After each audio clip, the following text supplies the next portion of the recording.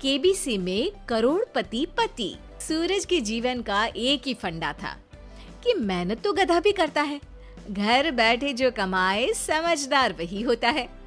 इसीलिए उसने कभी नौकरी ही नहीं ढूंढी। इस बात से हालांकि उसकी पत्नी शिखा बिल्कुल भी अग्री नहीं करती थी, पर फिर भी सूरज को समझाना बेकार था। टीवी में कैसे बनोगे करोड़पति का ऐड देखकर उसे लगा कि बस अब तो घर बैठे ही वो करोड़पति बन सकता है, और उसके पीछे उसने अपने सारे सोर्सेस एक्टिव कर दिए। 2 हफ्ते में उसके कलीग के साले के पड़ोसी के बेटे का सोर्स निकलता है जो कि उसे शो में पहुंचा सकता है, और सूरज उससे मिलने चला जाता है। अच्छा, तो हमें मुकेश जी बता रहे थे कि आप हमें शो में पहुंचा सकते हैं। हाँ, उसमें कोई तकलीफ नहीं है। मैं कल अगर कोशिश करूँ तो इसी महीने में आपका नंबर आ जाएगा। अरे ये तो बहुत बढ़िया हो गया। अच्छा, वो सिलेबस और क्वेश्चन पेपर का कोई जुगाड़ है क्या?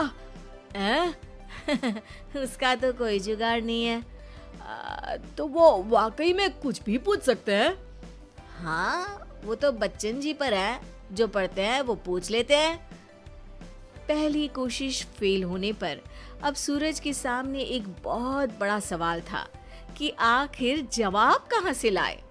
तब शिखा ने एक सजेशन दिया, क्यों ना सूरज अपने चचेरे भाई सुमित से मदद मांगे, जो कि यूपीएससी की तैयारी कर रहा था। हालांकि इतनी मेहनत करना सूरज को समझ में नहीं आता था, पर कोई और रास्ता ना मिलने पर वो आखिर सुमित से बात करता है। अरे सुमित, हमारा कैसे बनोगे करोड़पति के लिए सिलेक्शन होने वाला है। तुम हमें थोड़े चिट बनाने में मदद करोगे क्या? अरे भैया, चिट बनाए तो सालों हो गए, उसमें हमारा एक्सपर्टीज नहीं है, बल्कि आप बोलो तो हम आपकी पढ़ने में जरूर मदद कर सकते हैं। हट, कैसी अनाप शराब बातें कर रहा है तू। सूरज ने सुमित को मना तो कर दिया था, पर तैयारी करने के सिवाय कोई चारा उसे दिख भी नहीं रहा था। खासकर जब 12 के पेपर लीक करने के एक्सपर्ट शुक्ला जो भी हाथ जोड़ लेते हैं।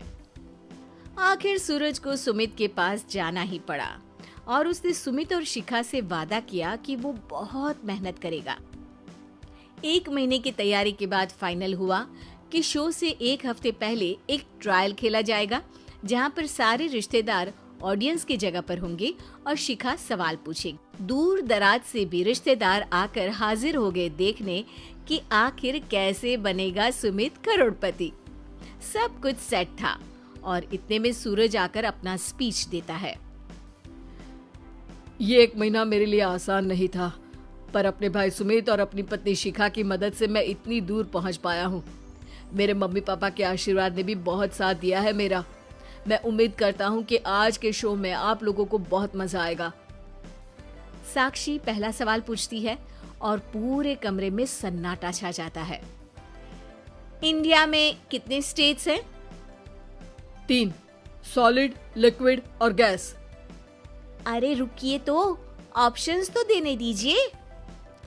इतने में 5वीं कक्षा का चिंटू बोल उठता है। अरे क्या मामा, आप तो पहले सवाल पर ही आउट हो गए। अरे बेटा, पहला सवाल तो ट्रायल होता है ना। अरे तुम अब देखना। देखने जैसी बात तो थी ही। सूरज को इतना शांत किसी ने नहीं देखा था। कभी कभी तो लगता था मानो सूरज आंख खोलकर ही सो गया हो। मामा जल्दी करो प्लीज, कल सुबह पनवेल भी तो निकलना है। अरे हट, कंसंट्रेट करने दे मुझे। 3 सवाल में 3 लाइफलाइन खत्म हो चुकी थी, और अब चौथे सवाल पर भी सूरज का मौन नहीं टूटा। पर सूरज अभी भी हार मानने को तैयार नहीं था। उधर हर कोई सूरज को छोड़ सुमित को देख रहे थे। आखिर सुमित ने ही तो पढ़ाया था सूरज को। गजब बेइज्जती है यार। अरे बेटा, तो बाप का, दादा का, भाई का, सबका नाम बुड़वाएगा। अरे 3 लाइफलाइन ले ली तो भी तेरा कुछ नहीं होना है। अरे कोई इतनी बात करता है क्या शो पर? अरे बेटा, शो पर तेरे जैसे भी तो नहीं आते ना।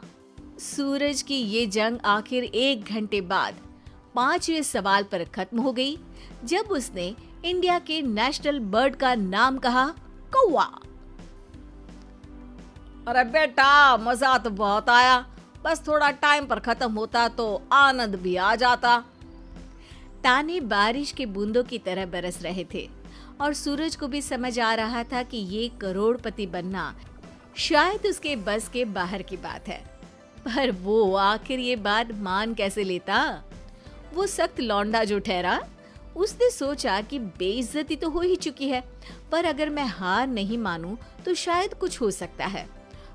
शिखा, तुम देखना, असली शो में आग लगा दूंगा, आग, करोड़पति बनूंगा मैं। हाँ, सब्जियां खत्म हो गई है घर पे, ले आओ। पहले पति बन जाओ, फिर करोड़पति बनना। अरे गजब बेइज्जती है यार।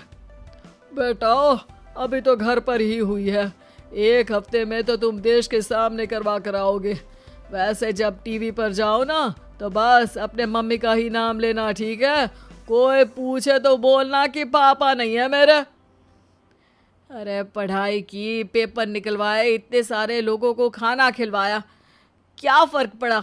इसीलिए मैं कहता हूँ कि मेहनत तो गधा भी करता है, घर बैठे जो कमाए वही सिकंदर।